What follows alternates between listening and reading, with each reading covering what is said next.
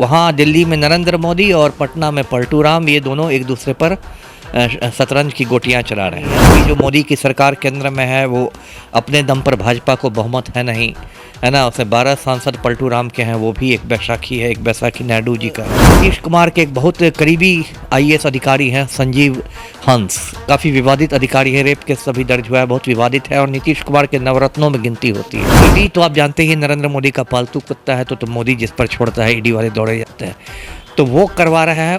वो एक्चुअली नीतीश कुमार की घेराबंदी हो रही है कि अगर ये नहीं झुकते हैं तो अगस्त में पलटू राम की भी गिरफ्तारी हो जाएगी। नीतीश कुमार ने इसलिए एक 20 लोगों की टीम बनाई है जिससे कि वो विशेष राज्य के दर्जा को लेकर आक्रामक रहे मोदी पर। 6 महीने के अंदर आपने यदि सरकार से समर्थन वापस ले लिया तो सरकार की स्थिति बहुत कमज़ोर हो जाएगी। ठीक है, कागज़ पर आप नहीं विश्वास प्रस्ताव ला सकते हैं, लेकिन सरकार की स्थिति तो बहुत कमज़ोर हो जाएगी। नमस्कार, आप देख रहे हैं NBC 24 और मैं हूं आप सभी के साथ ब्रह्मचारी आशीष।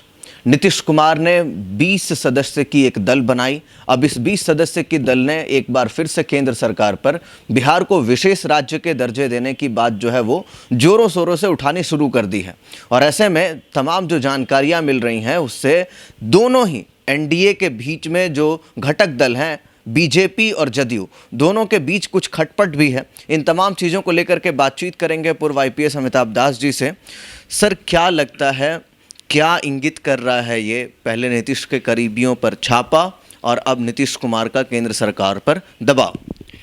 देखिए, आप कह सकते हैं कि जो राजनीतिक शतरंज है उस शतरंज की बिसात पर ये शाह मात का खेल चल रहा है। जैसे शतरंज में होता है ना, शाह और मात का खेल।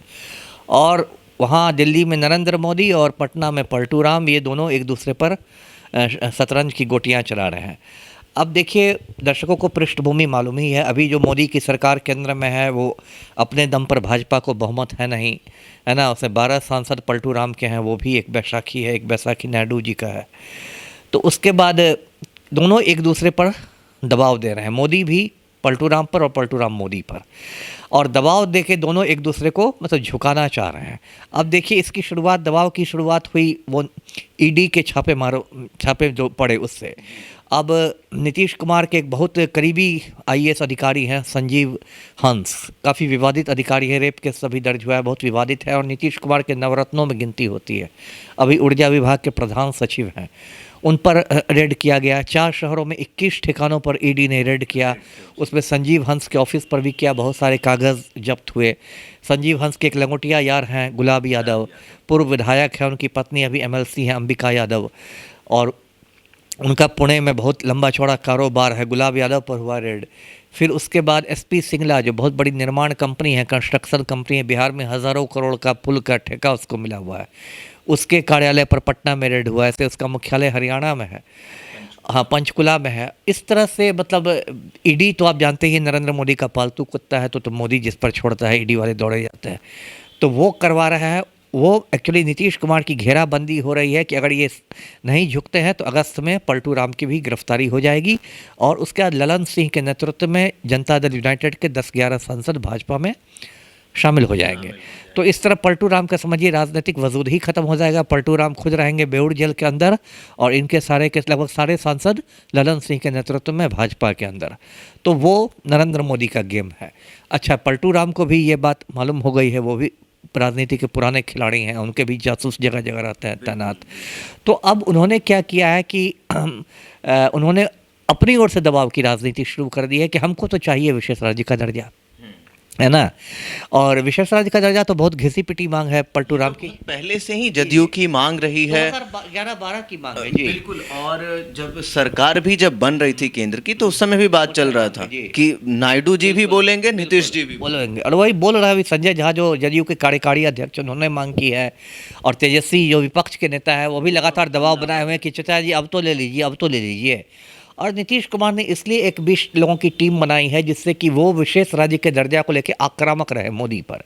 और इसमें वो अपने पलटने की भी मतलब पटकथा लिख रहे हैं कि कल को यदि पलटू राम को पलटना हुआ, फिर वो इंडिया गठबंधन में आ जाए, तो उनको कोई तो आधार बताना पड़ेगा ना पब्लिक को।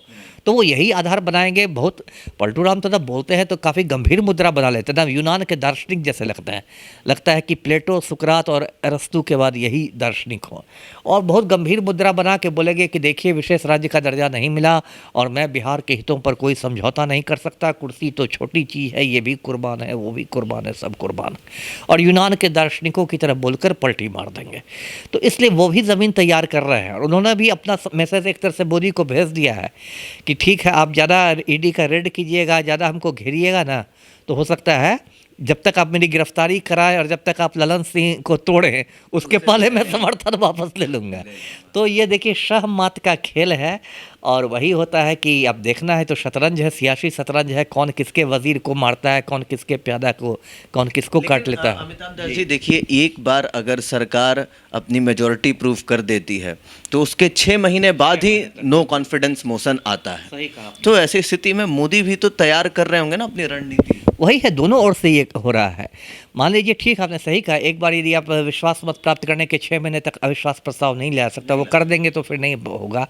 लेकिन 6 महीने के अंदर आपने यदि सरकार से समर्थन वापस ले लिया तो सरकार की स्थिति बहुत कमज़ोर हो जाएगी। ठीक है, कागज़ पर आप नहीं अविश्वास प्रस्ताव ला सकते हैं, लेकिन सरकार की स्थिति तो बहुत कमज़ोर हो जाएगी। तो फिर राजनीति है ना, यहाँ तो जोड़ तोड़ चलते रहते। वही जोड़ तोड़ है। बीजेपी तो माहिर है। माहिर है, वही तो मैंने कहा कि ऑपरेशन लोटस की भी तैयारी है कि ललन सिंह के नेतृत्व में एक इतनी बड़ी बगावत कर देनी है कि इनके 12 में से 10-11 सांसद भाजपा में चले जाएंगे और फिर पलटू राम अपना टंगे रह जाएंगे यहाँ पर।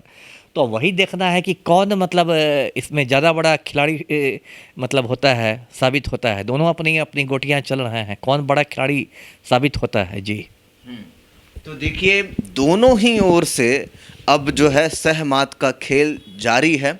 आपको बताते चलें कि एक तरफ जहां जनता दल यूनाइटेड की ओर से बीजेपी पर दबाव बनाया जा रहा है, तो वहीं दूसरी ओर मोदी सरकार जो है वो ईडी सीबीआई का इस्तेमाल करके अब नीतीश कुमार की घेराबंदी कर रही है। ऐसे में जीतेगा कौन, किसके हाथ क्या मिलेगा, ये पूरी जानकारी आपको लगातार बताते रहेंगे। देखते रहे NBC 24। कैमरा पर्सन विकास के साथ ब्रह्मचारी आशीष, NBC 24।